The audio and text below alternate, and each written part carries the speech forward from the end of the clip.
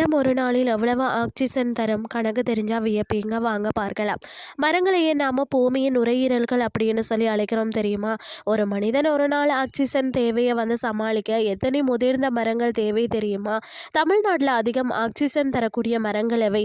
மரங்களின் ஒளி சேர்க்கை ரகசியம் என்ன? இது போன்ற சுவாரஸ்யமான தகவலை நாம் இன்றைக்கு பார்க்கலாம், வாங்க. பூமியில உயிரினங்கள் தடையின்றி வாழ்வதற்கு மிகவும் அத்தியாவசியமான ஒன்றுதான் ஆக்சிஜன். நாம சுவாசிக்கும் ஒவ்வொரு மூச்சிலையும் இயற்கையின் கொடை ஒளிந்துள்ளது. மனிதர்களும் விலங்குகளும் கார்பன் டை ஆக்சைடை வெளியிட்டு ஆக்சிஜனை சுவாசிக்கும் அதே வேளையில மரங்கள் கார்பன் டை ஆக்சைடை உறிஞ்சி ஆக்சிஜனை நமக்கு கொடுக்கிறது. இதனால் தான் மரங்களை பூமியின் நுரையீரல்கள் அப்படின்னு சொல்லி அழைக்கிறோம். ஒளி சேர்க்கை எனும் அற்புதத்தை பார்த்தீங்கன்னா, மரங்கள் ஆக்சிஜனை உற்பத்தி செய்யும் முறை மிகவும் சுவாரஸ்யமானது. ஒளி சேர்க்கை எனும் இயற்கை செயல்பாட்டின் மூலம் மரங்கள் தங்களின் உணவை தயாரித்து கொள்கிறது. இதற்கு வேர்கள் மூலம் உறிஞ்சப்படும் நீர், காற்றில் உள்ள கார்பன் டை ஆக்சைடு மற்றது சூரிய ஒளி தேவைப்படுகிறது. இலைகளில் உள்ள பச்சையம் சூரிய ஒளியை பயன்படுத்தி நீரையும் கார்பன் டை ஆக்சைடையும் குளுக்கோஸாக அதாவது உணவு மாற்றுகிறது. இந்த வேதியியல் மாற்றத்தின் போது பக்க விளைவு பொருட்களாக தூய ஆக்சிஜன் வாயு காற்றில் வெளிப்படுகிறது. ஆக்சிஜன் உற்பத்தியை தீர்மானிக்கும் காரணிகள். எல்லா மரங்களும் ஒரே அளவில் ஆக்சிஜனை வழங்குவதில்லை. மரத்தின் ஆக்சிஜன் உற்பத்தி பல காரணிகளை பொறுத்து மாறுபடும்.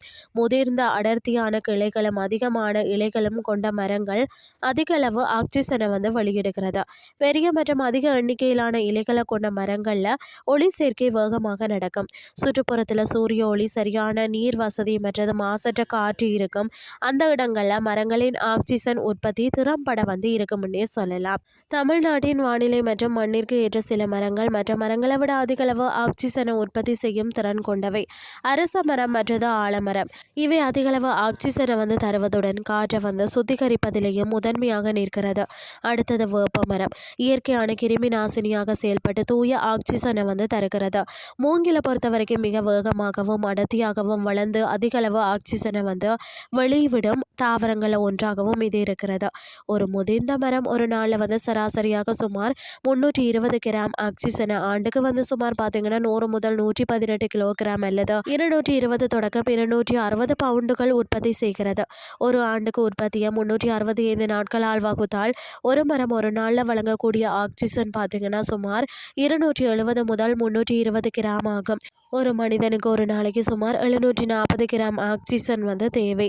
எனவே ஒரு முதிர்ந்த மரம் அளிக்கக்கூடிய 320 கிராம் ஆக்சிஜன் என்பது ஒரு மனிதனின் அரை நாள் தேவையை கூட முழுமையாக பூர்த்தி செய்யாத சுமார் 43%, அதாவது 10.3 மணி நேர தேவையை மட்டுமே பூர்த்தி செய்யும்.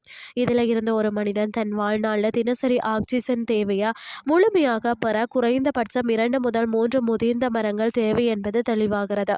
எனவே நாம் சுவாசிக்கும் ஒவ்வொரு மூச்சு காற்றிற்கும் இயற்கைக்கு நன்றியுடையவர்களாக இருப்பதுடன் எதிர்கால தலைமுறையின் உயிர் நாடியை பாதுகாக்க தீவிரமாக மரம் வளர்ப்பது நம்மளுடைய தலையாய கடமையாகும். இன்றைய கிறிஸ்டி உங்களுக்கு பிரயோசனமாக அமைஞ்சிருக்கும்னு சொல்லி நானும் நம்புகிறேன். இதே மாதிரி மற்றொரு கிறிஸ்டியின் வேலைக்கு உங்களை சந்திக்கிறேன். நன்றி.